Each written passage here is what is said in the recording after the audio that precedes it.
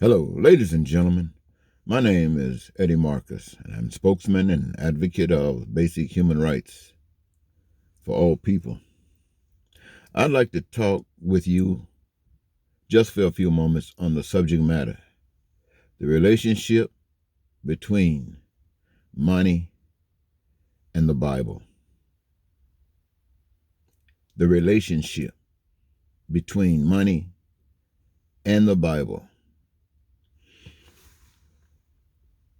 For a long time, we've been taught that the Bible was an expression of a time long before us, a time that deals with the beginning of this we now see, that it was delivering a message from then to now, so that we might know from whence we came and determine for ourselves where we be going. And my experience with this, ladies and gentlemen, is this. And I must see it as I have been taught to see it on every level, and that is educational, indoctrination as such, and biblical indulgences. What I have, ladies and gentlemen, is to say that the Bible teaches us that there is another power.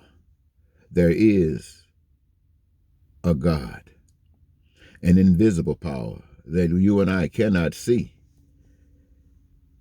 It's in a form that allows it to be able to create all this that we do identify with the senses that we've been given, and potentially to do much more, unlimited, as the saying goes.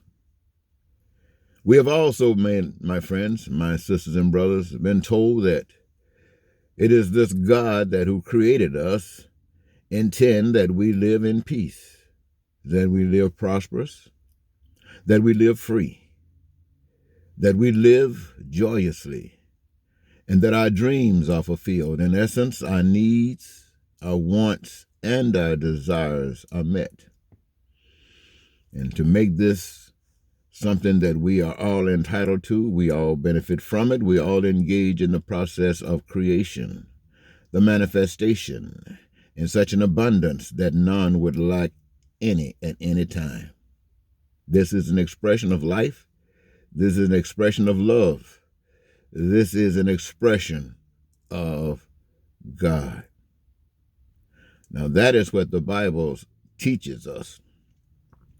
At least that is the Spirit's teaching from the Bible and life to me that I share with you at this point. Now, what about money? Well, we've heard that money is supposed to do on the surface what we know that money really does.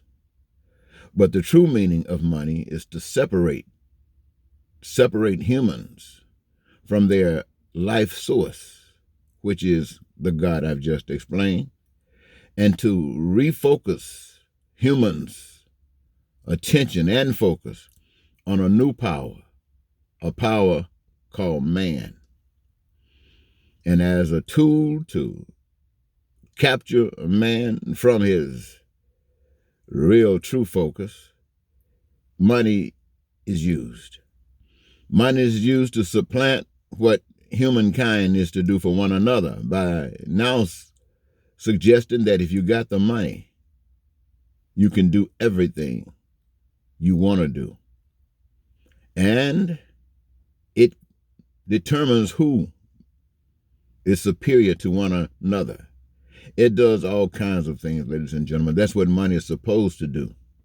But on the other hand, what else does money do? What is the negative effects of money? There's a lot of lying. There's a lot of cheating. There's a lot of stealing. There's a lot of killing. There's terror. There's division. There's hatredism. There's racism. There's bigotry and an overabundance of death. All of that comes with money. That is man taking man's focus off of the spirit and putting it on man, believing the deception of man. Just as, my friends, we in America and people of the world who have just experienced 4 years of Donald Trump's presidency in the United States.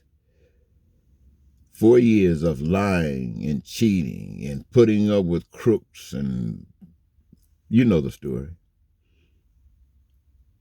And what has happened? Money. Where you got your politicians that you've chosen to represent you, and you try to tell the world that you represent and you stand for the same things that the Bible says is good. But yet your politicians stand before the world and lie and cheat and won't even prosecute liars, reward them by putting them in positions of power.